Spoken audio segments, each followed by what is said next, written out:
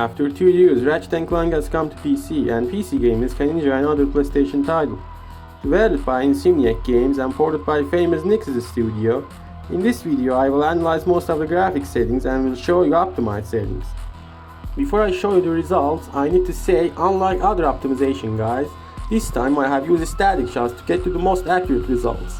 Because of the dynamic nature of gameplay, it's so hard to measure the FPS in gameplay scenarios. Furthermore, the best way to compare setting is to use the game's graphics menu. So in some of tests, I've used the graphics menu to show you the visual differences. Without wasting any more time, let's get to business.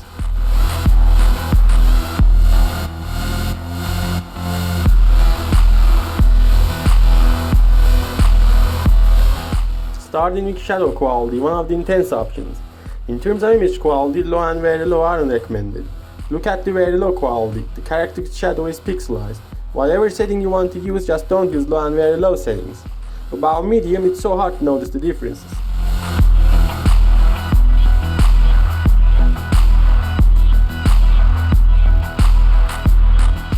In terms of performance, no difference between ultra and high. Going from very high to high 5%, high to medium 2%, medium to low 4%, and low to very low 8% performance increase. I recommend medium settings. By going from ultra to medium, you can add 7% to your frames.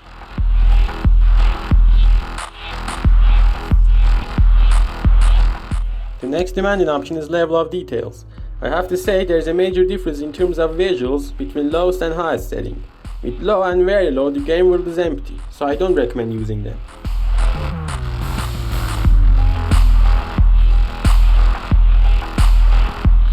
Performance-wise, ultra is so intense and not recommended. No gap between very high and high. Going from ultra to high, 8%, ultra to medium, 16%. So here I recommend medium. About medium, it's so hard to see the changes in gameplay. Next option is traffic density. It controls the amount of cars driving through the city. This option has minimal impact on GPU, but heavy impact on CPU. So if you have a weak CPU, this option can cause serious problems. To see how intense this option is, I use the old Core i5 4690 with 4 core and 4 thread. And as you can see in CPU band scenarios, the very high option is very intense. Going from very high to high, you'll get massive 18% performance increase. So high is the best balance between quality and performance. About medium and low, I don't think that's a good idea to use them, because as you saw in the shots, with these settings the world is empty.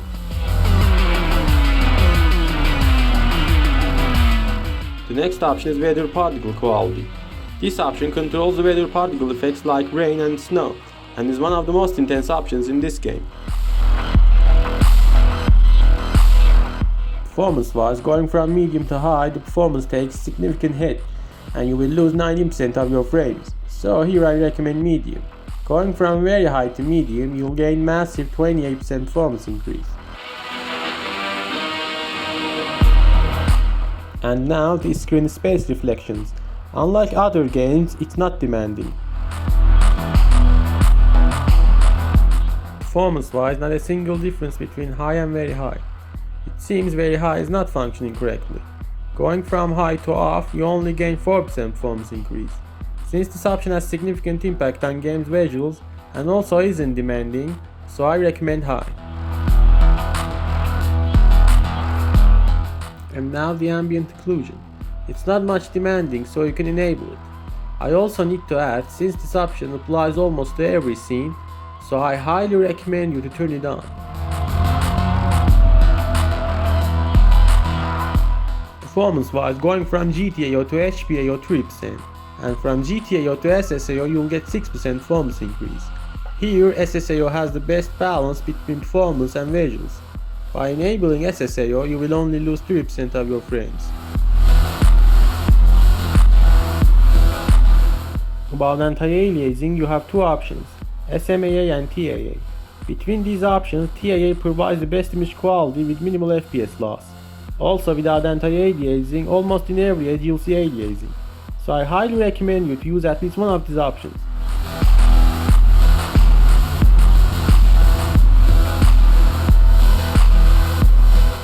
As you see, without anti-aliasing, the image quality takes significant hit.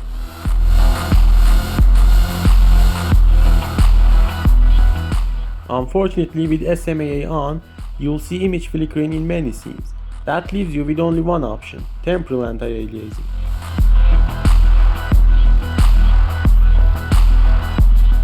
Performance-wise, going from TAA to SMAA 2%, and from TAA to off you'll gain 5% performance increase. Here I recommend TAA. And about hair quality, whatever option you want to use, it's impossible to see the differences in gameplay scenarios. Even in cutscenes you need to zoom in to see the differences.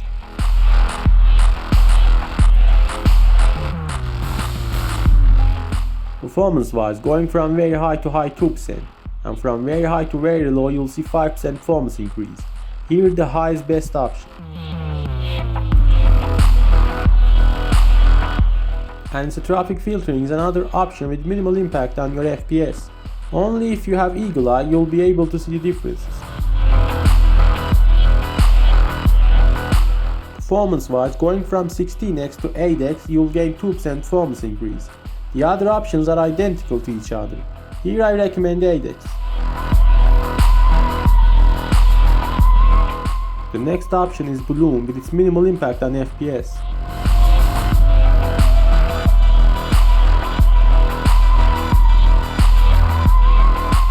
Like Bloom, chromatic aberration has minimal impact on performance.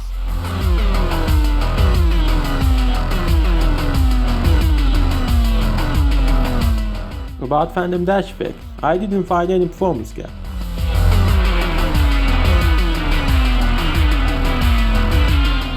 The next option is depth of field. Unlike many other games, it's not demanding.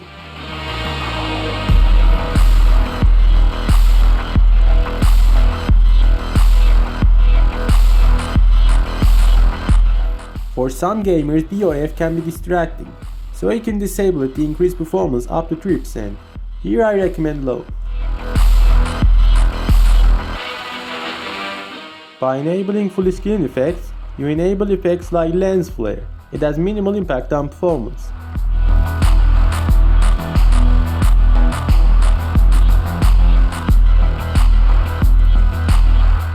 The next post-processing effect is motion blur. Motion blur in this game has 10 levels. Visually there is a lot of difference between lowest and highest setting, but performance-wise they're almost identical. Here in my opinion level 5 is the best option. And the last option is upscaling technique. If you have used the optimized settings and you still can get to locked 60 FPS, your last resort is to use upscaling technique. The game supports DLSS, FSR, XeSS, and the game's engine upscale technique that's called IGTI. First I want to show you the IGTI results.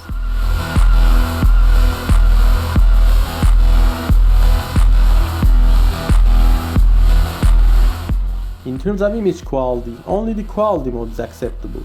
If you go below quality mode, the image quality will take significant hit, so I don't recommend anything below quality mode.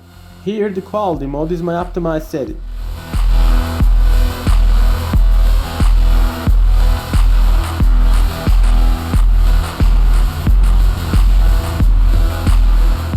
Performance-wise, going from native 1080p to IGTI quality mode, you'll get significant 27% performance increase. So with upscaling technique, you'll be able to run this game even on oldest GPU. And about XeSS, I can say that's completely broken on AMD GPUs. When I turned on XeSS, instead of FPS boost, I saw massive FPS drop.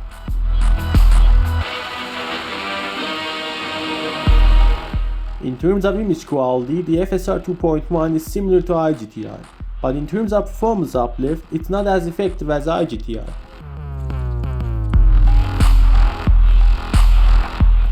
And about the ray tracing, well, as you may know, most of the gamers won't be able to use it.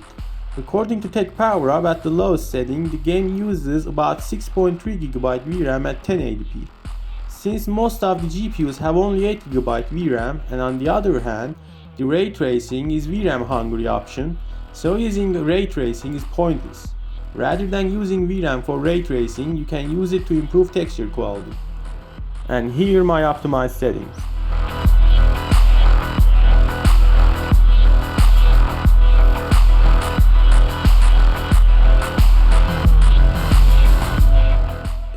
59% performance increase in this scene.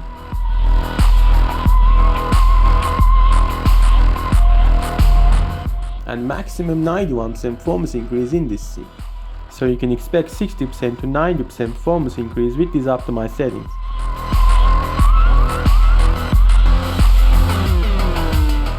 And now we reach the end of this video. If you like this video, please subscribe to the channel and help me to improve it. Until next time, peace.